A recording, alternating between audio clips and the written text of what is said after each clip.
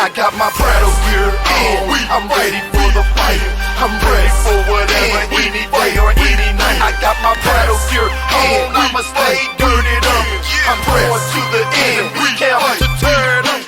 Hey, what's going on, everybody? Darnell Alexander here. Just checking in with you today. I'm not going to be talking about why we're raising 6 grandbabies today.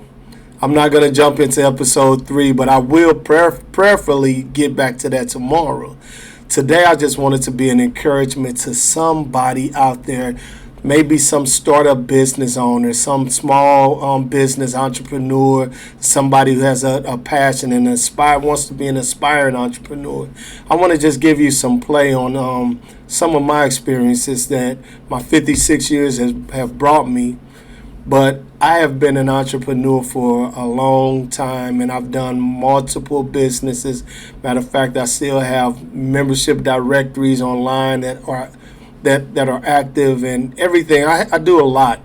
People say, man, and people who know me, they can justify I do a lot. Hence the reason I'm probably raising these 6 grandbabies with my wife. But man, let me start off, guys. Like I said, I want to encourage somebody today. But first, let me start off reading a couple of scriptures from the book of James. And the book of James is one of my favorite books. I did some studying back in the day on James himself. And I know they used to call him old camel knees because he had calluses that built up on his knees. And that came from praying to the Father above. Imagine having calluses on your knees. So the type of praying brought forth the type of wisdom that he has in this book.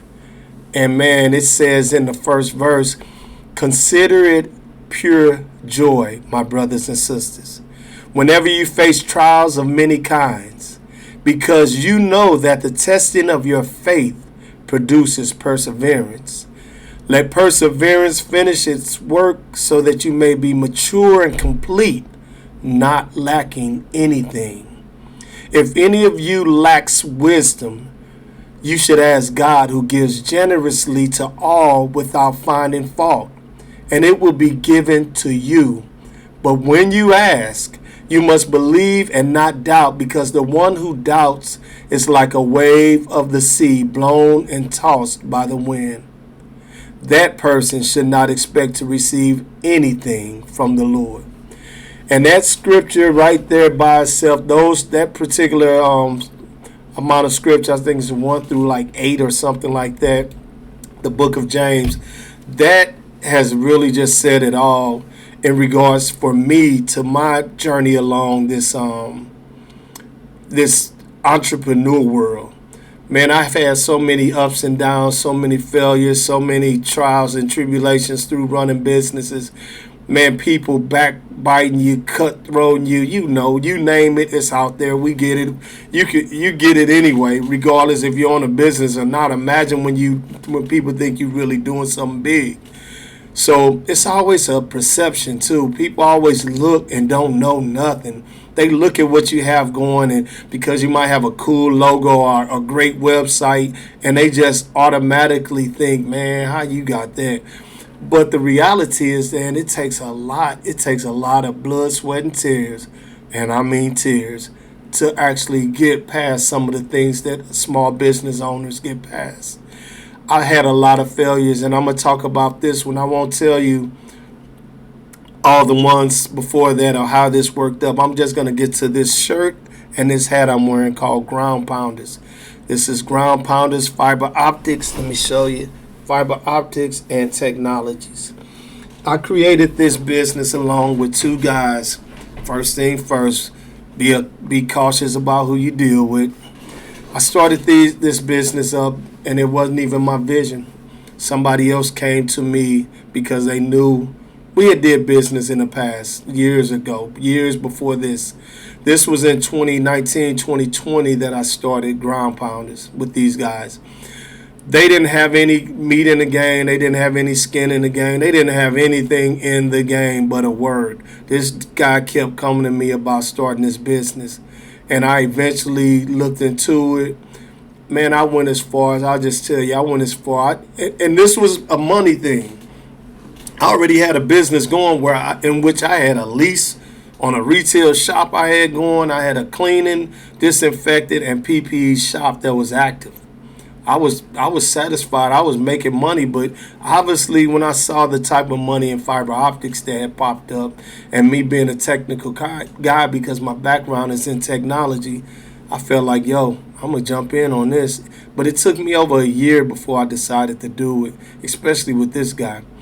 And I hadn't seen him in years. When I you know, boys, be cautious of who you deal with.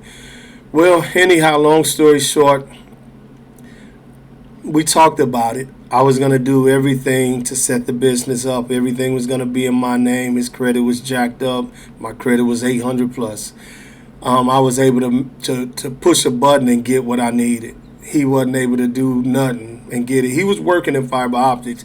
The only thing he had going for himself was a little bit of knowledge, and I thought he had much more than what I found out he had after the fact. So we talked. He was out of town working a lot, and we were talking back and forth. And I said, you know what? I'm going to go ahead and get this thing going. I started a website. Well, first I assumed the name.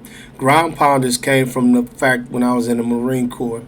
I was an infantry Marine the first 4 years, and they called us Ground Pounders. And the fact that we were going to be doing underground construction to lay the fiber, it was going to all be done underground, and we had to dig up the dirt. I was like, Ground Pounders, that's it. So that's me on the cover. That's me on the logo. I just put my phone on the floor and act like I was going to stump it. And my son-in-law, for my youngest daughter, marriage, he actually did the logo for me. I just gave him, hey, make it purple, do this, use turquoise, use that. I know what I want. Sometimes now I just do my own logos, but I've done them in the past as well. But he's good, and I wanted to get him involved. So anyhow, and I paid them because, I wanted to bless them. They weren't doing the best. They were just recently married. Anyhow, long story short, young folks. Got involved, logos done, LLCs done, insurance set up, end up buying a truck, cashing out on that, my money, all my money. End up renting and leasing equipment. I end up financing equipment. By now, I'm at least 40 grand in. Off the top, 40 grand in.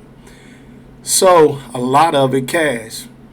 So, at this point, he was going to be doing the actual physical aspect of it. But I told him, I said, hey, I'm going to go out for the first few months so I can figure it out. But in the meantime, I went to College here in Texas, and I got certified. I became a certified fiber optics technician, which I am to this day.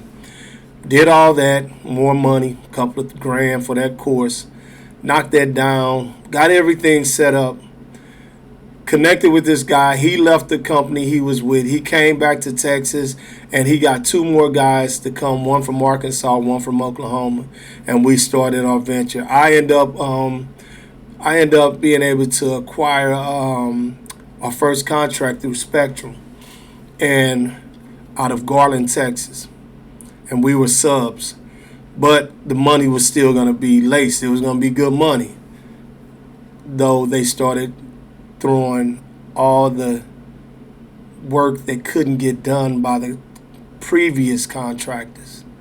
So they were just throwing us old jobs that nobody could do.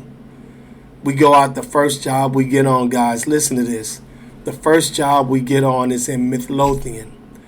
We go out there, I'm leasing excavators and everything, doing all that. And we trying to dig through a bed of rock.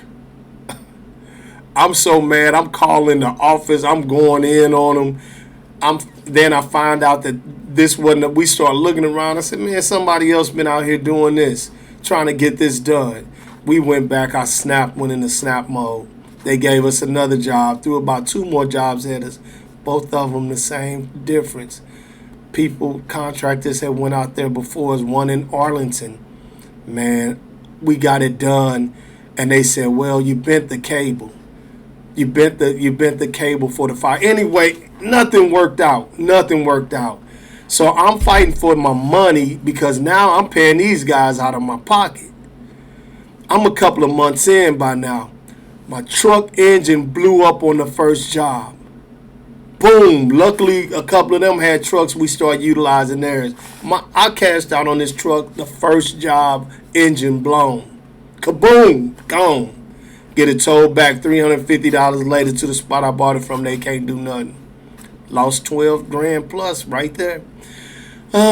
Kept going, kept getting into more and more traps, just getting stuck more and more. We left Spectrum because they kept doing the same thing. I left them probably with about anywhere from $16,000 to $25,000 owed to me that I never got.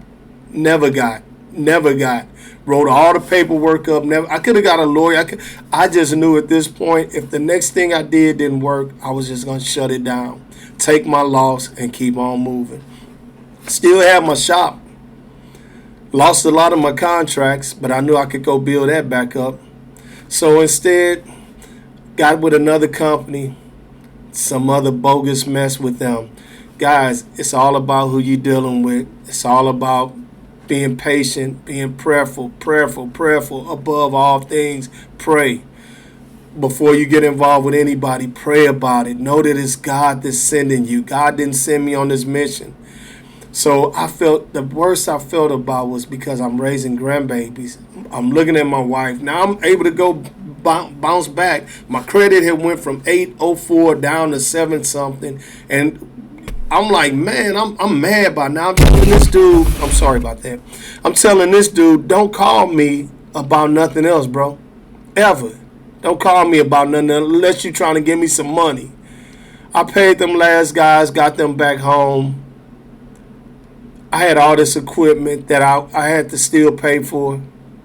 I ended up selling a lot of it and then, just paying it off and whatnot.